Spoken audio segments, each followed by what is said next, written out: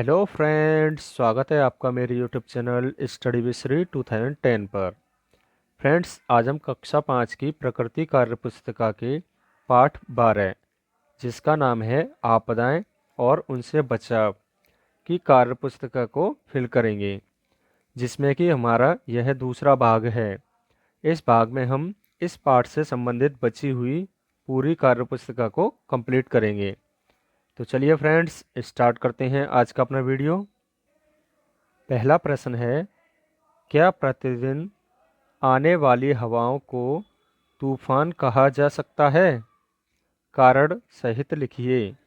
तो आप इसका उत्तर लिखेंगे, जब हवा धीमी गति से या कम गति से चलती है तो उसे हवा का झोंका कहते हैं, और जब हवाएं उच्च गति और दबाव से चलती हैं तो उसे तूफान कहा जा सकता है। चलिए अगला प्रश्न देखते हैं। अगला प्रश्न है, तूफान की संभावना वाले क्षेत्रों में क्या क्या सावधानियां बरतनी चाहिए? लिखिए। तो आप इसका उत्तर लिखेंगे, यदि तूफान आने की संभावना है तो बाहरी गतिविधियों को स्थगित कर दें। जब आप गड़गड़ाहट सुने तो किसी मजबूत इमारत के अंदर शरण लें और सबसे निचली मंजिल पर किसी तहखाने या आंतरिक कमरे में चले जाएं। कांच की खिड़कियों और दरवाज़ों से दूर रहें। जब तक मौसम पूर्वानुमान यह संकेत न दे दे कि बाहर निकलना सुरक्षित है, तब तक अंदर ही रहें। चलिए अब आगे अगला प्रश्न देखते हैं। आगे है दिवस 5, जिसमें कि आपका पहला प्रश्न है, नीचे कौन सी प्राकृतिक आपदा का चित्र दिया गया है? इस आपदा से क्या नुकसान है? लिखिए। तो बच्चों, आपको यहाँ पे एक ये आपदा का चित्र दे रखा है जो कि भूकंप का है। तो आपको इसके बारे में लिखना है कि यह जो चित्र है किसका है? भूकंप का। अब ये भूकंप क्या होता है उसके बारे में हमको लिखना है। तो यहाँ लिखेंगे हम भूकंप, जो कि एक प्राकृतिक आपदा है। भूकंप आने से जमीन फट जाती है, मकान आदि ढह जाते हैं, जिससे बहुत अधिक जान माल का नुकसान होता है। चलिए अगला प्रश्न देखते हैं। अगला प्रश्न है, नीचे कौन सी प्राकृतिक आपदा का चित्र दिया गया है? इस आपदा के क्या नुकसान हैं? लिखिए। तो बच्चों, अब आपके सामने यहाँ जो है एक ज्वालामुखी विस्फोट का चित्र दिखाया गया है। तो इसके बारे में हमको लिखना है, ज्वालामुखी, जब ज्वालामुखी फटते हैं तो वे गर्म खतरनाक गैसों, राख, लावा और चट्टान को उगलते हैं, जो विशेष रूप से घनी आबादी वाले क्षेत्रों में जान और संपत्ति के विनाशकारी नुकसान का कारण बन सकते हैं। चलिए अब आगे देखते हैं अगला प्रश्न। अगला प्रश्न है, क्या उपरोक्त प्राकृतिक आपदा से कोई लाभ हो सकता है?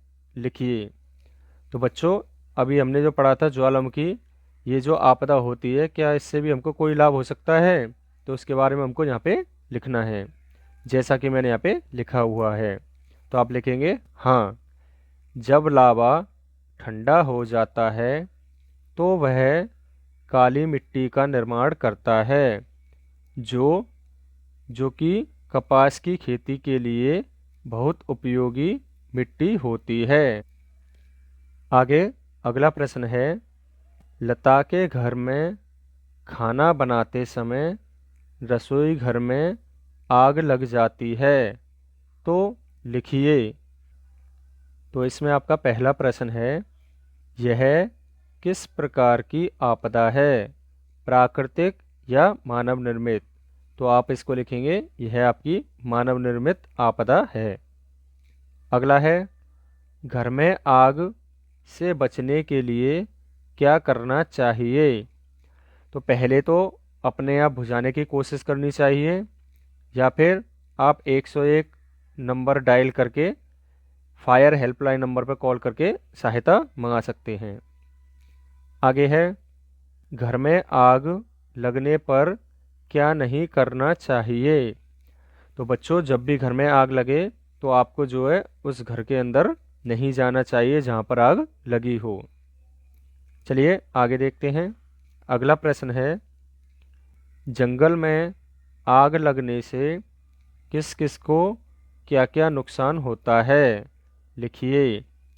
तो आप इसका उत्तर लिखेंगे, जंगल में पाए जाने वाले पशु पक्षियों और पेड़ पौधों को भारी मात्रा में नुकसान पहुंचता है। चलिए अब आगे देखते हैं। आगे है दिवस 6, जिसमें कि आपका पहला प्रश्न है, आपदा का असर सभी व्यक्तियों पर एक जैसा नहीं दिखाई देती है, लिखिए। तो आप इसके बारे में लिखेंगे, क्योंकि जिस क्षेत्र में आपदा आती है उसी क्षेत्र के लोग आपदा से प्रभावित होते हैं। अगला है, आपदा के समय कौन कौन सी राहत सामग्री की आवश्यकता होती है, लिखिए। तो बच्चों, जब भी कोई आपदा आती है तो हमें राहत सामग्री के रूप में क्या क्या रख लेना चाहिए, वो आपको यहाँ पे लिखना है। जैसे खाने का सूखा सामान और पानी की बोतल, मोबाइल, कपड़ा, लाइट, टेंट, जनसंपर्क आदि। इन सभी सामग्रियों की आवश्यकता हमको पड़ती है। अगला प्रश्न है, प्राकृतिक आपदाओं के दौरान लोगों में क्या बदलाव आते हैं, लिखिए। तो आप इसका उत्तर लिखेंगे, प्राकृतिक आपदा आती है तो सहयोग की भावना बढ़ती है, एक दूसरे के बीच सामंजस्य बढ़ता है, संघर्ष और संकट का अनुभव होता है। चलिए अब आगे देखते हैं। अगला प्रश्न है, किसी भी आपदा की स्थिति के संचार के किस माध्यम का उपयोग किया जा सकता है, लिखिए। तो बच्चों, किसी भी आपदा की स्थिति में किस संचार के माध्यम से उपयोग किया जा सकता है उसके बारे में आपको लिखना है। तो आप यहाँ पे लिखेंगे, मोबाइल फ़ोन का, रेडियो, टेलीविज़न, सोशल मीडिया, समाचार पत्र आदि। आगे अगला प्रश्न है, आपदा के समय निम्नलिखित संगठनों के कार्य बताइए। जिसमें कि आपका पहला संगठन है यूनिसेफ, जिसका कि पूरा नाम होता है संयुक्त राष्ट्र अंतर्राष्ट्रीय बाल आपातकालीन कोष। इंग्लिश में इसकी फुल फॉर्म होती है United Nations International Children's Emergency Fund. तो ये क्या होता है, आपको इसके बारे में लिखना है, यूनिसेफ के बारे में कि ये संस्था क्या करती है या ये संगठन क्या करता है।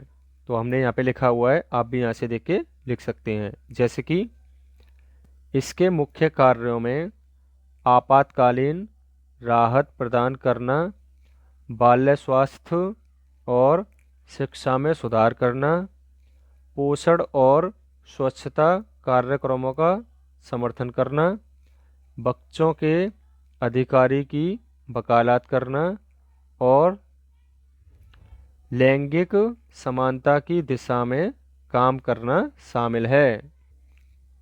चलिए अब अगला संगठन देखते हैं।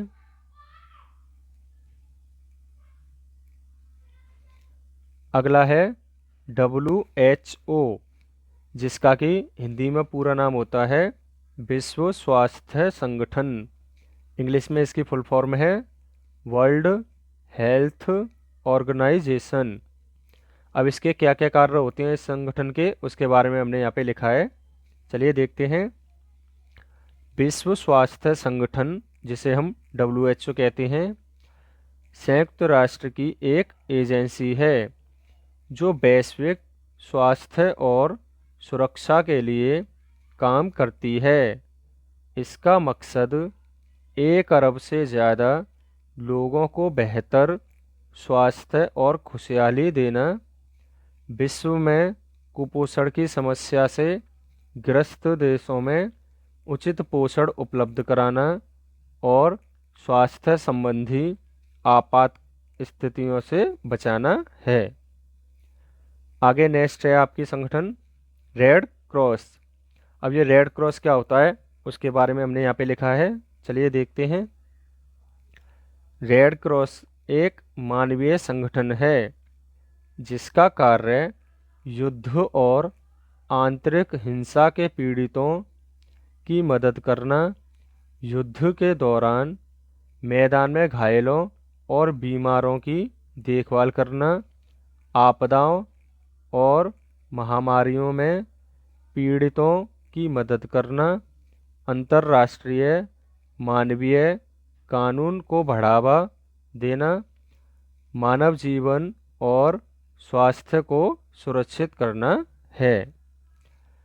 तो बच्चों, आप भी यहाँ से देखकर अपनी कार्यपुस्तिका में इन सभी संगठनों के बारे में लिख लेंगे।